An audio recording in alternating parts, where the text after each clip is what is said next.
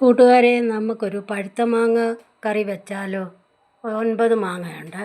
അത് നമുക്ക് അടുപ്പിലോട്ട് വയ്ക്കാം.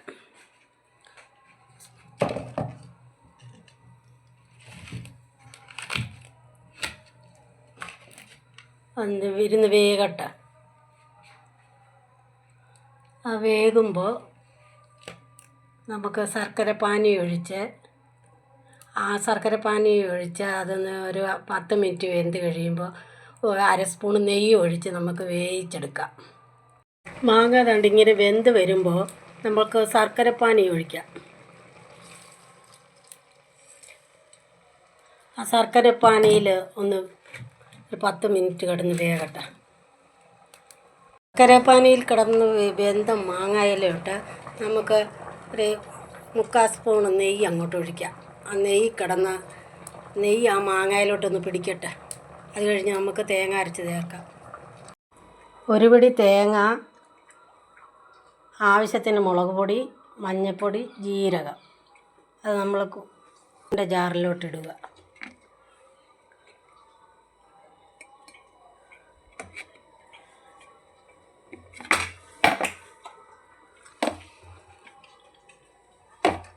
ജാറിലോട്ട് തൈര്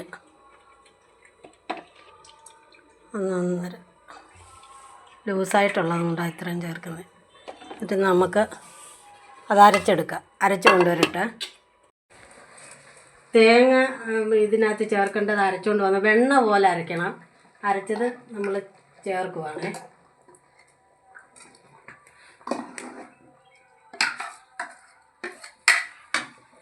സ്വല്പം ഇത് കഴുകി കുറുകിയ കറിയാണ്. ഉപ്പ് ഇടയ്ക്ക് ഞാൻ ഇട്ടായിരുന്നു, പറഞ്ഞില്ലെന്നേ ഉള്ളേ. ഉപ്പിട്ട് നല്ലതായിട്ടൊന്ന് ചൂടാകട്ടെ കറി. എനിക്ക് മൺചട്ടി ഇല്ലാത്തത് കൊണ്ടാണ് ഈ പാത്രത്തിൽ അടുപ്പേ വെച്ചേക്കുന്നത്. നല്ലതായിട്ടൊന്ന് തിളയ്ക്കുന്ന പോലെ ഒന്ന് ആകട്ടെ.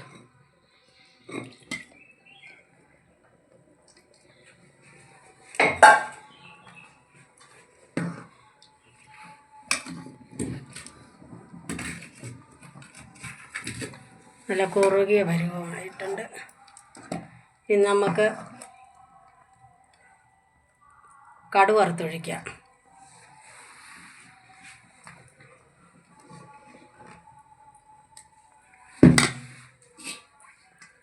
ചീനച്ചട്ടി വെക്കുമ്പോൾ നെയ്ക്കകത്താണ് കടുക് വറക്കുന്നത്. ചീനച്ചട്ടി ചൂടാകണം.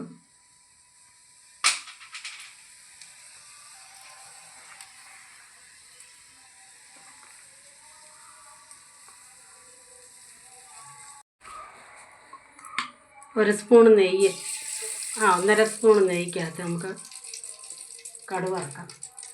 കടുക് വറക്കുമ്പോൾ ഉലുവ, കടുക്, വറ്റൻമുളക് ഇത് മാത്രം മതി. അത് ഉലുവ ഇടുക.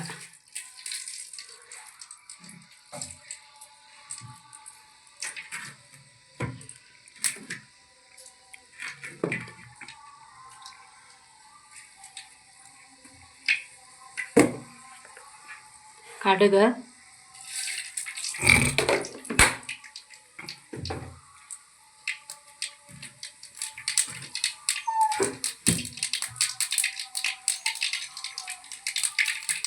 വറ്റൽമുളക്,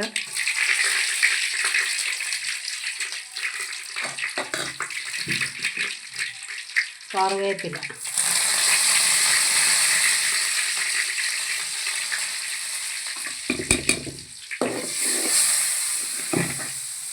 നമുക്ക് മാങ്ങാക്കറിക്കകത്തോട്ട് ഒഴിക്കാം.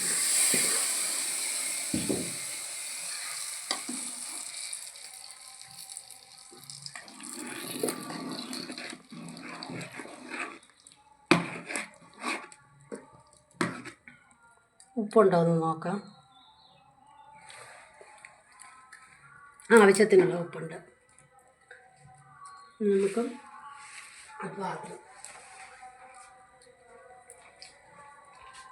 കൂട്ടുകാരെ, മാങ്ങാക്കറി റെഡി ആയിട്ടുണ്ട്. കൂട്ടുകാർ ഇതുപോലൊന്ന് വെച്ച് നോക്കുക. ഞാൻ ഇത്രയും നാളും വെച്ചതിൽ ഏറ്റവും നല്ല സ്വാദുള്ള മാങ്ങ പുളിശ്ശേരിയാണിത്. കൂട്ടുകാരും വെച്ച് നോക്കൂ.